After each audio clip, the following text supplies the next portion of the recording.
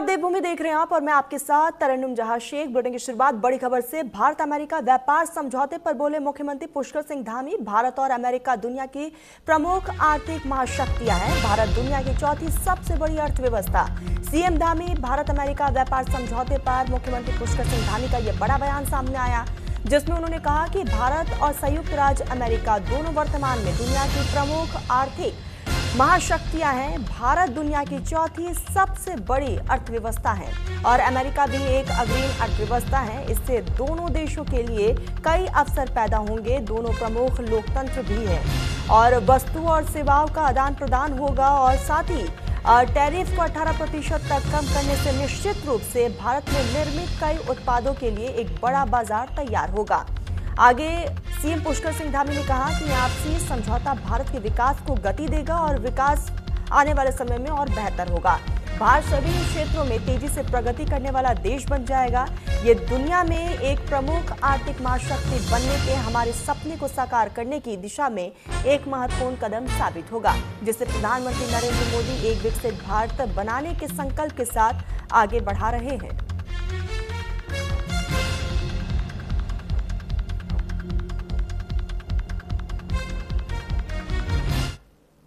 इस समय दुनिया की आर्थिक रूप से बड़ी महाशक्ति है।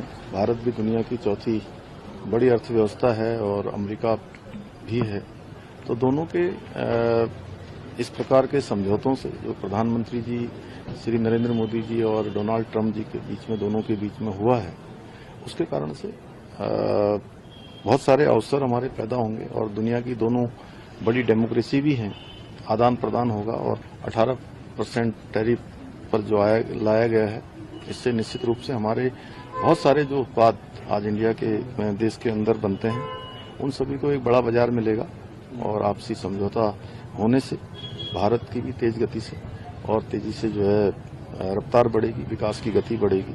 सभी क्षेत्रों में भारत तेजी से तरक्की करने वाला देश बनेगा, जो दुनिया का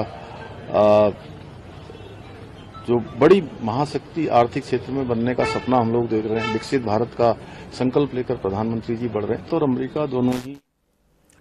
हल्द्वानी में केंद्र बजट 2026-27 पर सीएम पुष्कर सिंह धामी की प्रेस कॉन्फ्रेंस। बजट को बताया वर्तमान जरूरतों को पूरा करने वाला बजट। विकसित भारत 2047 की नींव रखने वाला बजट करार दिया है।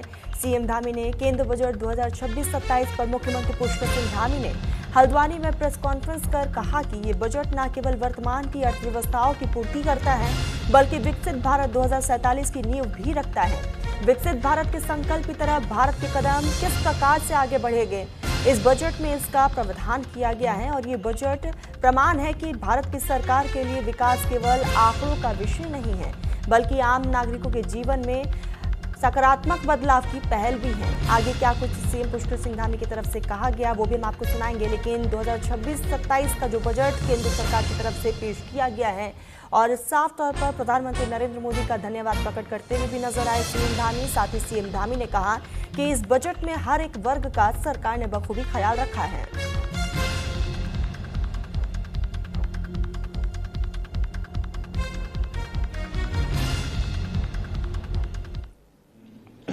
नरेंद्र मोदी जी के दूरदर्शी नेतृत्व में तथा माननीय केंद्रीय वित्त मंत्री निर्मला सीतारमण जी के द्वारा प्रस्तुत केंद्रीय बजट जो प्रस्तुत किया गया है, वो बजट भारत के संपूर्ण जनगण मन की आशाओं, आकांक्षाओं, आत्मनिर्भरता और उनके आत्मविश्वास का ये बजट है। और ये बजट न केवल वर्तमान की आवश्यकताओं की पूर्ति करता है, बल्कि विकसित भारत 2047 की मजबूत और उसकी टिकाऊशील आधारशिला भी रखता है। और ये संकल्प जो विकसित भारत का है, उस संकल्प की ओर भारत के कदम किस प्रकार से आगे बढ़ेंगे, क्रमशः इस बजट में उसका पूरी तरह से प्रावधान किया गया है। ये बजट इस बात का भी प्रमाण है कि आज की सरकार माननीय प्रधानमंत्री मोदी जी के नेतृत्व में केवल विकास उनके लिए आंकड़ों का विषय नहीं है, बल्कि आम नागरिकों के जीवन में वास्तविक और सकारात्मक बदलाव की एक पहल है, एक माध्यम है। यह बजट जहां मध्यम वर्ग, करदाताओं और समाज के अंतिम छोर में काम करने वाले श्रमिकों के लिए राहत और सम्मान का बजट है। नवाचार, विनिर्माण, रोजगार को केंद्र में रखकर तैयार किया गया यह बजट देश की उत्पादकता क्षमता बढ़ाने के साथ साथ स्थायी रोजगार के नए अवसर पैदा करेगा। हरिद्वार के गुरुदेव समाधि मंदिर समारोह में पहुंचे सीएम देवेंद्र फडणवीस। राहुल गांधी के बयान पर फडणवीस का तीखा हमला भी सामने आया। संसद में बोलने से रोके जाने का आरोप झूठा है, सीएम फडणवीस की तरफ से कहा गया। आगे सीएम फडणवीस ने राहुल पर सुर्खियां बटोरने का आरोप भी लगाया। देश और शहीदों को बदनाम करने का भी आरोप लगाया है। सीएम की तरफ से राहुल को बोलना नहीं, आरोप लगाने हैं, सीएम ने कहा। और साथ ही हरिद्वार में कार्यक्रम में शरीक होने के लिए पहुंचे हुए थे। गुरुदेव समाधि मंदिर के मूर्ति स्थापना समारोह में महाराष्ट्र के मुख्यमंत्री देवेंद्र फडणवीस ने संसद में बोलने से रोके जाने के राहुल गांधी के बयान पर हमला भी किया है, जहां उन्होंने राहुल के लगाए गए झूठे आरोपों का ठिकरा भी फोड़ा। इस दौरान मुख्यमंत्री फडणवीस ने राहुल गांधी पर सुर्खियां चुराने का आरोप लगाते हुए कहा कि वे संसद में विपक्ष की भूमिका का दुरुपयोग कर रहे हैं। उन्होंने आरोप लगाते हुए कहा कि राहुल गांधी को बोलना ही नहीं आता और उन्हें तो केवल झूठ आरोप लगाकर देश को बदनाम करना आता है, और शहीदों को बदनाम करने का भी आरोप लगाया गया। उन्होंने कहा कि केवल सुर्खियां बटोरने के लिए वो इस तरह की बातें करते हैं, इस तरह की बयान देते हैं। इससे तो ये लग रहा है कि राजनीतिक घमासान अब तेज होता जा रहा है।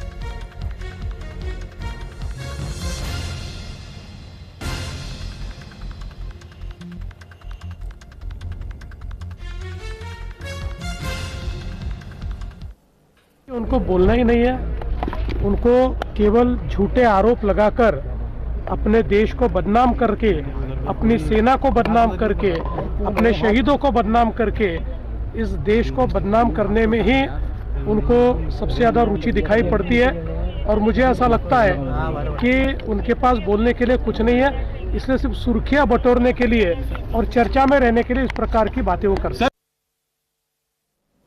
उत्तराखंड सरकार का मदरसा बोर्ड समाप्त करने का फैसला, अल्पसंख्यक शिक्षा प्राधिकरण का गठन, आधुनिक गुणवत्तापूर्ण शिक्षा लक्ष्य है, सीएम ने कहा है। विपक्ष ने फैसले पर सवाल उठाए हैं। वक्फ बोर्ड अध्यक्ष शादाब शम्स ने समर्थन किया है। उत्तराखंड सरकार ने मदरसा बोर्ड को समाप्त करने और अल्पसंख्यक शिक्षा प्राधिकरण के गठन का फैसला लिया है। मुख्यमंत्री पुष्कर सिंह धामी का कहना है कि इस फैसले से अल्पसंख्यक बच्चों को आधुनिक और गुणवत्तापूर्ण शिक्षा से जोड़ा जाएगा। उत्तराखंड अल्पसंख्यक शिक्षा अधिनियम 2025 लागू करने वाला देश का पहला राज्य बन गया है। मदरसा बोर्ड को समाप्त करने के फैसले पर मुख्यमंत्री पुष्कर सिंह धामी ने कहा कि सरकार अल्पसंख्यक बच्चों के लिए शिक्षा का मजबूत मैकेनिज्म तैयार कर रही है। साथ ही मुख्यमंत्री ने ये भी कहा कि जिन लोगों के लिए ये व्यवस्था बनाई जा रही है, अगर उनके मन में कोई सवाल या फिर आशंका है तो सरकार उसका समाधान करेगी। वहीं इस फैसले को लेकर विपक्ष ने सवाल उठाए हैं। कांग्रेस के प्रदेश अध्यक्ष गणेश गोदियाल ने कहा कि किसी भी योजना की सफलता इस बात पर निर्भर करती है कि जिन लोगों को लक्षित कर ये योजना बनाई गई है वो इससे संतुष्ट है या नहीं। उन्होंने कहा कि सरकार को अल्पसंख्यक समुदाय की आशंकाओं और सवालों का जवाब देना चाहिए। वहीं उत्तराखंड वक्फ बोर्ड के अध्यक्ष शादाब शम्स ने मुख्यमंत्री के फैसले का पुरजोर समर्थन किया है। उन्होंने कहा है कि ये निर्णय मुस्लिम समाज के बच्चों की शिक्षा के लिए मील का पत्थर साबित होगी। और शम्स के अनुसार अब बच्चे केवल धार्मिक शिक्षा तक सीमित नहीं रहेंगे, बल्कि आधुनिक शिक्षा के लिए डॉक्टर, इंजीनियर बनकर देश की तरक्की में योगदान भी दे सकेंगे।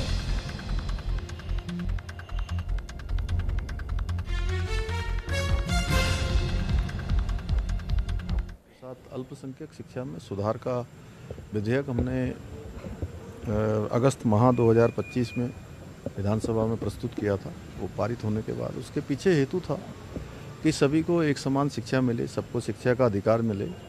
और जो पहले से मदरसा बोर्ड था उसमें चूँकि जो राज्य का हमारा शिक्षा बोर्ड था, उस शिक्षा बोर्ड के द्वारा जो निर्धारित पाठ्यक्रम था वो पाठ्यक्रम नहीं पढ़ाया जाता था। बच्चों को आधुनिक शिक्षा से जोड़ना है, सबको शिक्षा का अधिकार देना है। आदरणीय प्रधानमंत्री जी के नेतृत्व में हर बच्चे को शिक्षा मिले, वो भविष्य में राष्ट्र के काम आए, देश के काम आए, समाज के काम आए, उस दिशा में उसको आधुनिक शिक्षा मिलनी चाहिए। न कि बहुत पुरानी कट्टरवादी मानसिकता की शिक्षा, कबीलाई मानसिकता की शिक्षा, 500 वर्ष पुरानी जो ऐसी शिक्षा है जिससे उनका भविष्य का निर्माण नहीं हो सकता है। मैं ये कहना चाहता हूँ कि जिन लोगों के लिए भी कोई भी योजना बन रही हो, आपने मदरसे की बात कही, उसके लिए सरकार कोई मैकेनिज्म तैयार कर रही है, पर जिनको लक्षित करके कोई ये मैकेनिज्म तैयार हो रहा है, क्या वो लोग इसमें खुश हैं? अगर वो लोग खुश हैं तो मियाँ बीवी राजी तो क्या करेगा काजी, हमें खुशी है। लेकिन जिनके लिए ये कार्य योजना बनाई जा रही है, जिनके लिए मैकेनिज्म तैयार किया जा रहा है, अगर उनको कोई क्वेश्चंस हैं उनके, तो सरकार को उनके क्वेश्चंस का, उनके प्रश्नों का और उनके आशंकाओं को समाधान करना चाहिए। युवा मुख्यमंत्री का धन्यवाद, आभार कि युवा मुख्यमंत्री ने जो कमिटमेंट किया था उस कमिटमेंट को फुलफिल किया है। हम सब जानते हैं कि हर बच्चे को शिक्षा का अधिकार मिलना चाहिए और उस शिक्षा का अधिकार हर बच्चे को मिले, वो केवल और केवल धार्मिक शिक्षा तक सीमित ना रहे। उस चीज़ को नज़ीर बनाते हुए प्रदेश के अंदर मदरसा बोर्ड को समाप्त किया गया और अल्पसंख्यक शिक्षा प्राधिकरण बनाया गया, जिसे अब तमाम मदरसों को अपना रजिस्ट्रेशन उत्तराखंड माध्यमिक शिक्षा परिषद से कराना पड़ेगा। अब मुस्लिम बच्चों को दीन के साथ साथ दुनिया पढ़ना भी अनिवार्य रहेगा।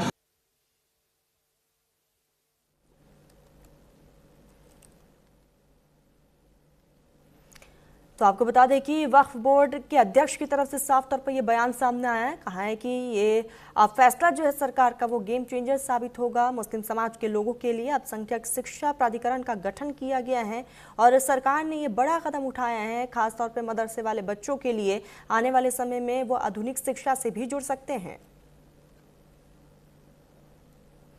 खबर देहरादून से है। देहरादून में उपनल कर्मियों को धामी सरकार का तोहफा सम्मानकारी सम्मान वेतन का शासनदेश जारी किया गया है। मुख्यमंत्री पुष्कर सिंह धामी का बयान सामने आया। फैसला पहले ही लिया जा चुका था। सीएम धामी की तरफ से कहा गया सम्मान कार्य के लिए मिलेगा सम्मान वेतन, कोई भी दुविधा नहीं, लागू होगा निर्णय।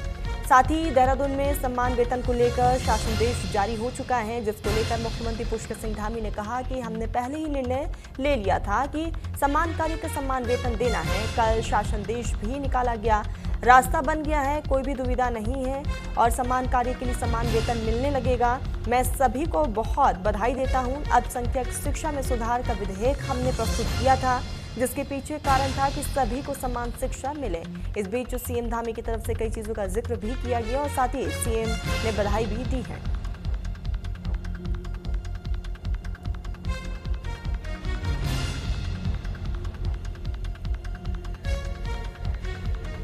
जो उपनल के सभी कार्मिक हैं, सभी कर्मचारी हमारे भाई बहन हैं, उनकी लंबे समय से मांग थी और हम लोगों ने पहले ही जो है उस पर मंत्रिमंडल में निर्णय कर लिया था कि उनको समान कार्य का समान वेतन देना है। कल उनका शासनादेश भी निकल गया और अब उनको ये रास्ता बिल्कुल बन गया है कि अब कोई दुविधा नहीं है, समान कार्य समान वेतन उनको मिलने लगेगा। मैं सभी को बहुत बधाई देता हूँ। इसके साथ अल्पसंख्यक शिक्षा में सुधार का विधेयक हमने अगस्त माह 2025 में विधानसभा में प्रस्तुत किया था। वो पारित होने के बाद उसके पीछे हेतु था कि सभी को एक समान शिक्षा मिले, सबको शिक्षा का अधिकार मिले और जो पहले से मदरसा बोर्ड था उसमें चूंकि जो राज्य का हमारा शिक्षा बोर्ड था, उस शिक्षा बोर्ड के द्वारा जो निर्धारित पाठ्यक्रम था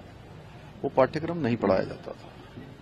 बच्चों को आधुनिक शिक्षा से जोड़ना है, सबको शिक्षा का अधिकार देना है। आदरणीय प्रधानमंत्री जी के नेतृत्व में हर बच्चे को शिक्षा मिले, वो भविष्य में राष्ट्र के काम आए, देश के काम आए, समाज के काम आए, उस दिशा में उसको आधुनिक शिक्षा मिलनी चाहिए।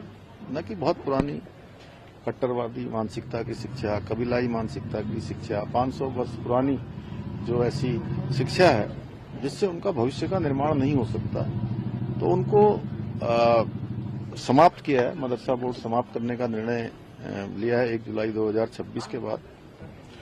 और इसमें अन्य जो अल्पसंख्यक वर्ग में अन्य लोग भी आते हैं, चाहे सिख हों, जैन हों, बौद्ध हों, पारसी हों, ईसाई हों, बौद्ध हों, उन सभी को भी इसके अंतर्गत लाया है। हमारा इसके पीछे ध्येय ही है कि अब एकीकृत शिक्षा हो जाए, एक जगह पर सब लोग आ जाएं और सभी को इसका लाभ मिलना चाहिए। तो उस उद्देश्य से और देवभूमि में शिक्षा के मंदिर स्थापित होने चाहिए जो संस्कार दें, बच्चों को गुणवान बनाएं, बच्चों को भविष्य के लिए तैयार करें। देश और राष्ट्र में, दुनिया में जो है हमारे बच्चे जाएं, सभी को आगे बढ़ने का अवसर मिले, अच्छी शिक्षा मिले। खबर हरिद्वार से है। हरिद्वार के बिनारसी गांव में झगड़े के दौरान 2 लोगों के मौत के मामले में बड़ी कार्रवाई की गई है, जहां एएसपी हरिद्वार प्रमेंद्र सिंह डोभाल ने लापरवाही पर कड़ा रुख अपनाया है। चौकी प्रभारी सहित हेड कांस्टेबल और कांस्टेबल सस्पेंड कर दिए गए हैं। तेजपुर चौकी प्रभारी समेत 3 पुलिसकर्मियों को तत्काल प्रभाव से निलंबित कर दिया गया। मौके पर समय से ना पहुंचने और यहाँ पर सूचना न देने की पुष्टि की गई है और जांच रिपोर्ट में उच्च अधिकारियों के सूचना न देने की भारी लापरवाही भी सामने आई है और इन्हीं तमाम चीज़ों को आधार बनाते हुए बड़ी कार्रवाई की गई है। तो 3 पुलिसकर्मियों को जो है वो सस्पेंड कर दिया गया है। फिलहाल आगे भी इस तरीके से ये कार्रवाई लगातार जारी है। आपको बता दें कि एसएसपी प्रमेंद्र सिंह डोभाल की तरफ से ये बड़ा एक्शन लिया गया है। लापरवाही पर 3 पुलिसकर्मियों पर गाज गिरा और तीनों को सस्पेंड किया गया।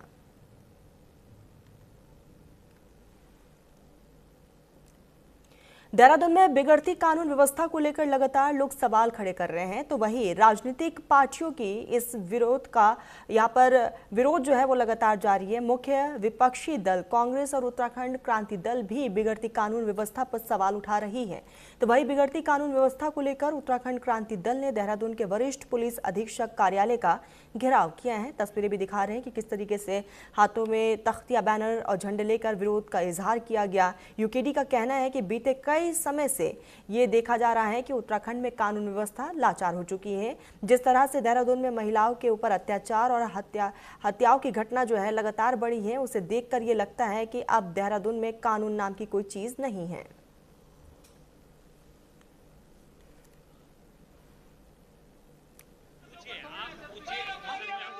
हमारा ये धरना प्रदर्शन था, जिस प्रकार से आप अखबार पढ़ रहे होंगे और सोशल मीडिया पर भी आप देख रहे होंगे कि महानगर देहरादून में जो है विभिन्न जगहों पर किस प्रकार से जो है हमारे बेटियों की हत्याएं की जा रही है। आप चाहे एम्स में कार्यरत रुचि रावत की बात करें कि उसको जो है घर में खिड़की से गोली मार दी जाती है तथाकथित जो हमारे नेता हैं, भाजपा के नेता। और ऐसे ही बात करें हम विकासनगर की, तो वहाँ पर मनीषा नाम की 17 वर्षीय जो लड़की है, उसका भी जो है बहुत निर्मम वहाँ पर हत्या कर दी गई। और 3 दिन पहले यहाँ पलटन बाजार में भरी भीड़ में एक लड़का आता है और चापड़ से जो है गुंजन की गला काट देता है। तो ये सारी वो चीज़ें हैं जिससे आम जनमानस जो है मजबूर हो गया ये सोचने के लिए कि क्या हम अपनी बेटी को घर से बाहर भेजें।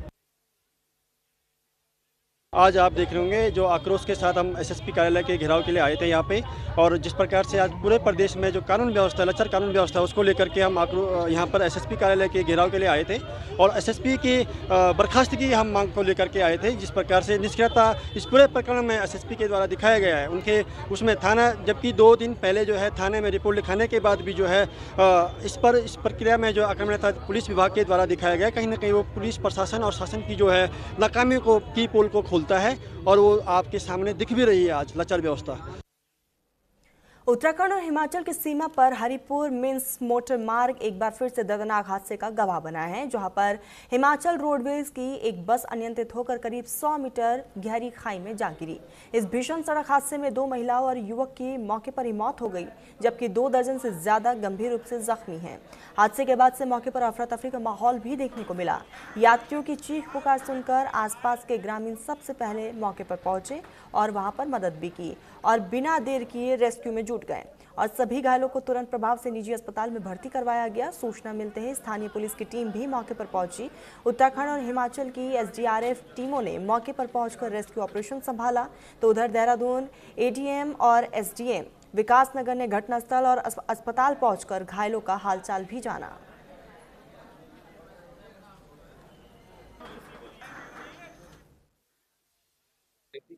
10 बजे के आसपास जो है हिमाचल से एक बस विकासनगर होते हुए पोंटा साहिब जा रहे हैं, जिसमें अभी जो ये सूचना प्राप्त हुई उसमें अधिकांश लोग हिमाचल के थे और 2-3 लोग यहाँ अपने देहरादून चक्राता के लोग थे। अब प्रथम दृष्टया वहाँ पे ये शायद आपस में बस और ये ट्रक पे कुछ क्रॉसिंग में जो उनका संतुलन बिगड़ा है और उस वजह से खाई में चली गई। तो 3 लोगों की जो रिपोर्ट है जिनकी डेथ हो गई, उसमें 2 महिला हैं।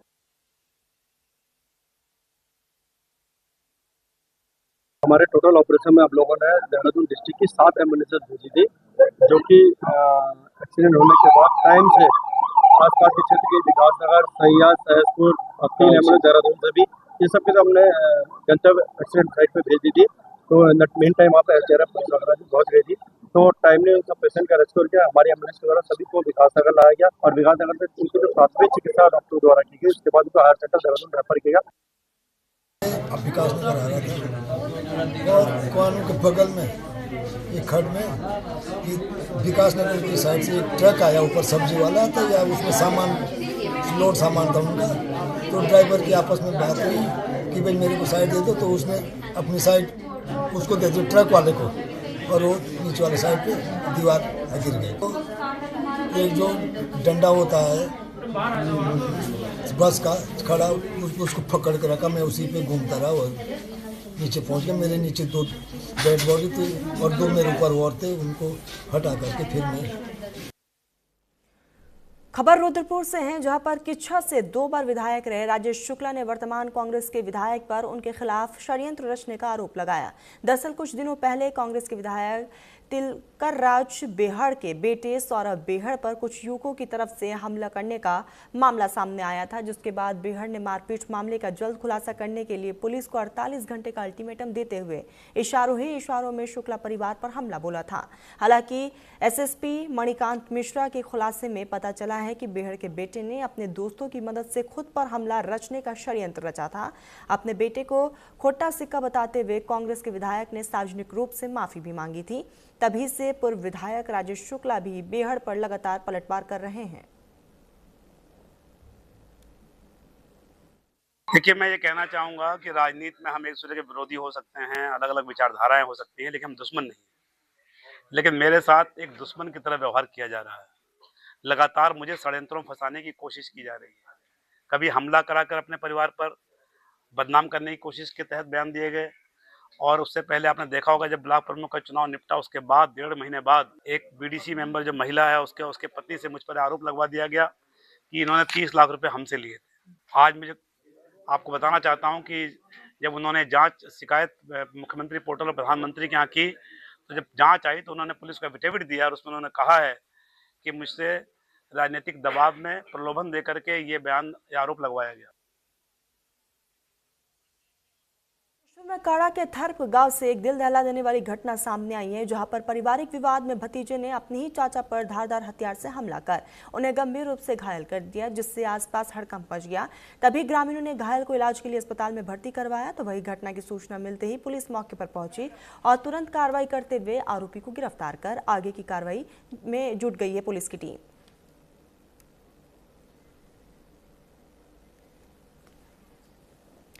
राष्ट्रीय स्वयंसेवक संघ के 100 साल पूरे होने पर सरस्वती विद्या मंदिर स्कूल में विराट हिंदू सम्मेलन का आयोजन किया गया, जहां पर संघ की तरफ से आयोजित इस हिंदू सम्मेलन में हिंदुओं के एकजुट होने पर जोर दिया गया। और इस दौरान संरक्षक विष्णुदास जी महाराज ने कहा कि हिंदू समाज संगठित हो, एक सूत्र में बंधे। अगर हमारे बच्चे या फिर समाज अपने हित के लिए मांग रखे तो उसे नकारा ना जाए, हमारी आवाज सुनी जाए। उन्होंने हरिद्वार की परंपरा पर भी बल दिया कि अहिंदू को यहाँ निवास की अनुमति नहीं है, इस पर विवाद ही नहीं होना चाहिए।